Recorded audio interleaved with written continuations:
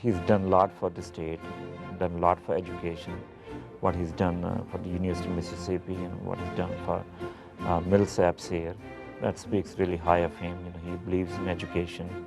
I've heard people say that John has been lucky, and I guess that he has to some extent, but you know, when people work hard, they're usually lucky.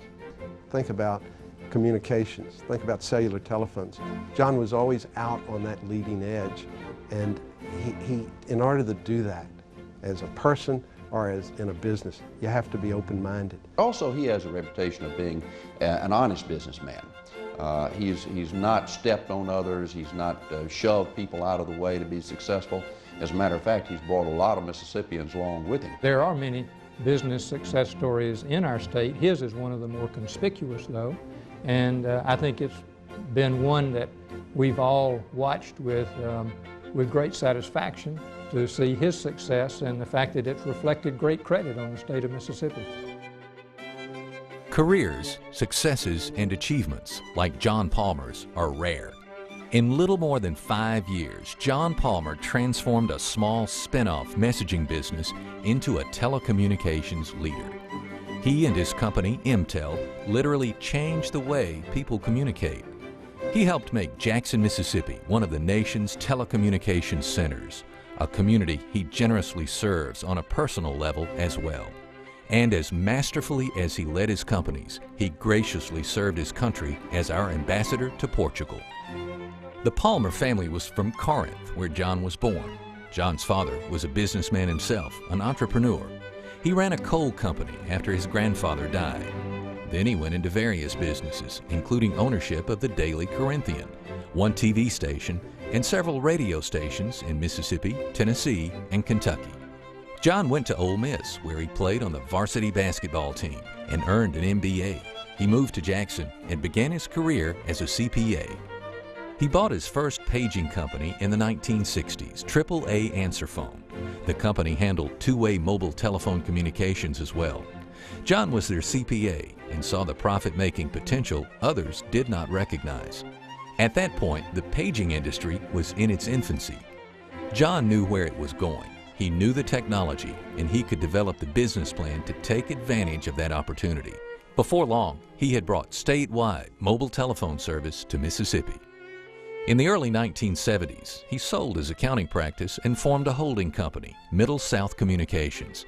It operated 9 regional paging companies across the South. John was determined to wire the whole country, and in 1972, he received a call from Houston businessman Billy Layden. That conversation and subsequent meetings with their partner, Vic Razor, launched Mobile Communications Corporation of America, MCCA, in 1973. As the paging business grew, it was a constant battle to find financing. It was John Palmer's steadiness that really made the company grow. By 1980, MCCA had created a nationwide paging network, and Jay Baggett, the company's first degreed engineer, joined the team. A few years later, MCCA won the right to purchase a major radio common carrier in the world's largest cellular market, Los Angeles, competing against other companies like MCI to get the bid. Other milestones include a joint venture to establish the first satellite nationwide paging system with MCCA as the lead partner. Then in 1988, Bell South acquired MCCA Cellular and local paging operations. The national satellite paging business was spun off into a new company, Mobile Telecommunications Technologies, Mtel. Mtel and MCCA made Jackson one of the telecommunications centers in the United States. By the time MCCA sold to Bell South, MCCA had almost 500,000 pagers, plus cellular operations and licenses in high-profile markets like Los Angeles, Honolulu, and Houston. So MCCA was one of the leading messaging companies at the time of the sale. Mtel quickly found itself in this same situation. In 1994, the FCC awarded Mtel a Pioneer Preference License for its two-way nationwide wireless network, the only company to be given a Pioneer Preference License.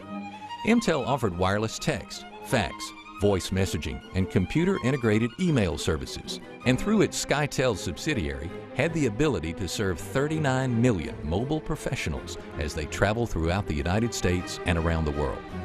This was the only company offering international messaging with service in 17 countries.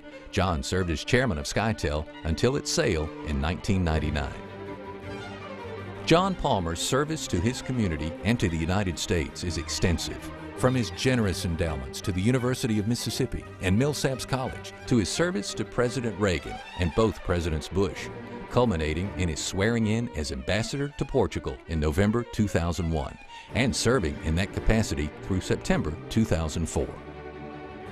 John Palmer, entrepreneur, telecommunications pioneer, community leader, public servant, philanthropist,